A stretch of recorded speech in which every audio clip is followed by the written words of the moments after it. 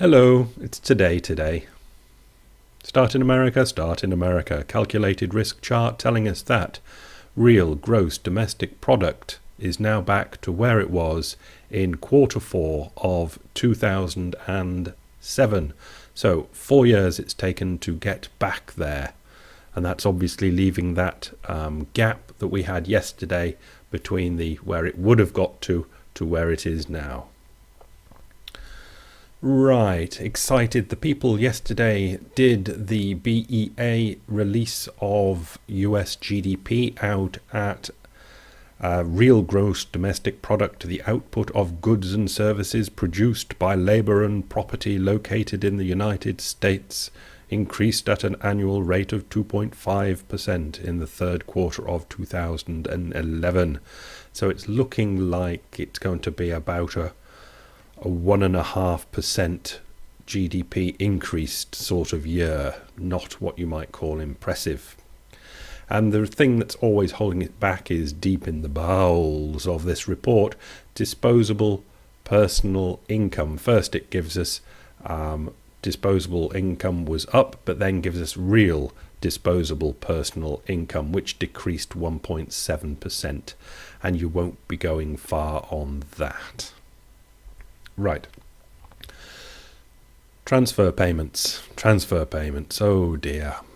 Politically contentious, but here they are. Go back to 1930 when they kicked in that nice coloured, buff coloured one at the bottom is Social Security, which was introduced with other. I don't know what the other was, but it came in at the beginning. The next in was veterans' benefits during the Second World War, and since then has been added Medicare, Medicaid, unemployment insurance. And it seems to be increasing from obviously 0% of GDP right up to where it is now. So up its percentage of GDP is increasing, and over a quarter now is quite a lot. Really is quite a lot. Okay, let's move on. Quantitative easing around the world. Again, most people will have noticed that yesterday the stock market went a little bit berserk because maybe the euro didn't collapse or just general stuff. Anyway, Andy Lee's guest authoring at Ed Harrison's Credit Write-Downs gives us quantitative easing with 3 exclamation marks. The BOJ, the Bank of Japan, announced today that it will expand its asset purchase program. That's because they need the money, but the yen was getting strong again.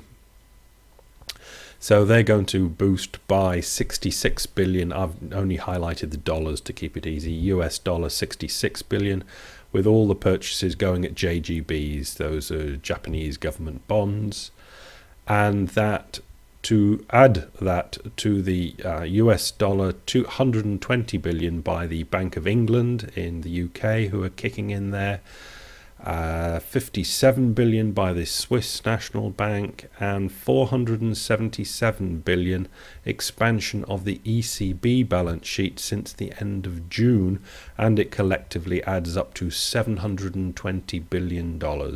Clearly this explains the market rally from the low, and then goes on to talk a little bit about the United States, which is doing qualitative easing at the moment, not quantitative.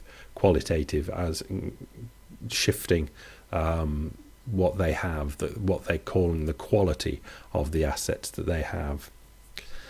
So it's $750 billion. It's a lot of money.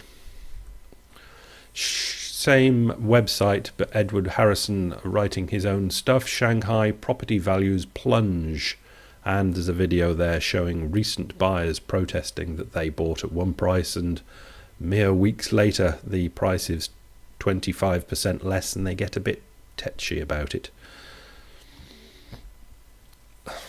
This next one is the European mess, and more questions have been asked than answered over the weekend and Wednesday's meeting.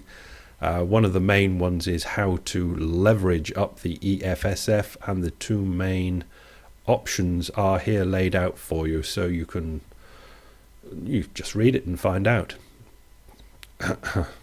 Leveraged finance.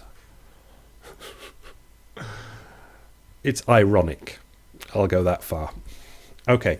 The document released after the Wednesday night meeting has got some funny stuff in it. I'd hate to be anywhere near having to write anything like this. Anyway, let's see what I've brought these out for. Number 15. Oh yes.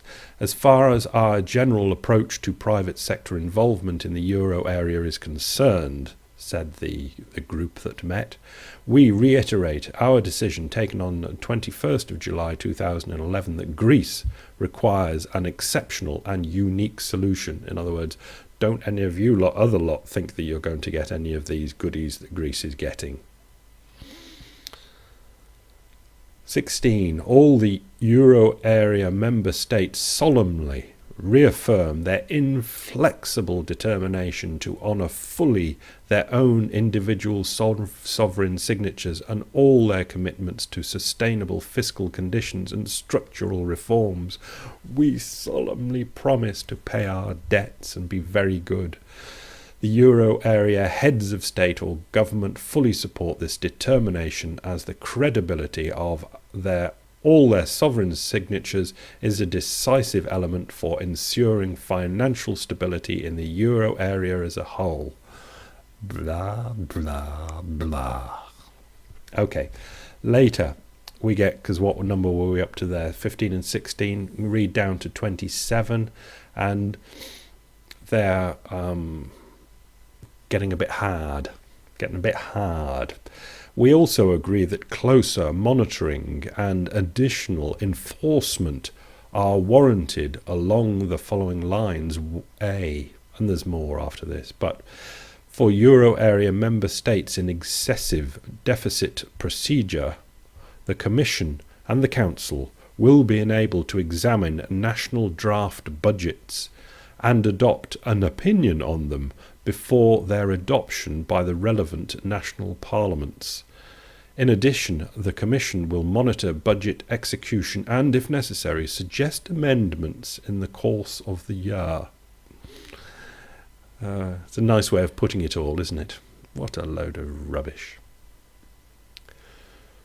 Right, moving on to Ireland, and the Irish Foreign Minister, silly me, Finance Minister, says that Ireland is not a displaced Mediterranean country. Oh no, nothing like that. And says the Eurozone deal secures the euro. I wouldn't guarantee that. And averts recession. I wouldn't guarantee that either. And hopes that Draghi's, he's the new ECB boy, hopes Draghi's bond buying signal is a change of ECB policy, and I wouldn't guarantee that either. There was some good big wins for Merkel against the French on Wednesday, and one of them is you lay off the ECB. Just the wrong thing actually to save the entire thing, but it was a win anyway. Anyway, in Dublin, Dublin's interests would not be served by imposing a haircut on its sovereign bondholders, its finance minister said on Thursday, as Ireland pressed on with the campaign to distance itself from fellow bailout recipient Greece. They're different, you see. In Ireland, they're not Mediterranean ones. They take it up the bottom and smile while doing it. Under a plan to lower Greece's debt burden and try and contain the 2-year-old Eurozone crisis, the region's leaders struck a deal overnight with private banks and insurers for them to accept a 50% loss on their Greek government bonds. You'd think that, some other foreign finance ministers would think that would be a good idea for their countries,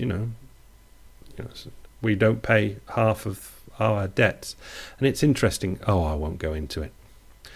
But these are banks that are taking the losses, not things like the ECB who have got the bonds. They don't take any losses. It's only the private sector that take the losses. And also to note that the private sector are being induced to accept the losses by being given extra money. I think it's an extra 30 billion as a sweetener to take the losses. And it goes on and on. This is why I didn't want to start about it. That 30 billion is being lent to Greece so it can be given to the banks so they can, as the sweetener, to accept the loss on the Greek bonds. Oh, let's not go into it. Crazy. Anyway, leave you with this cartoon, which is the 50th anniversary edition of Private Eye in the UK. Oh, I'll read it. How satire makes a difference. 1961, magazine pokes fun at old Etonian Prime Minister surrounded by cronies making a hash of running the country. 2011, yeah. Plus ça change, comme on dit en français.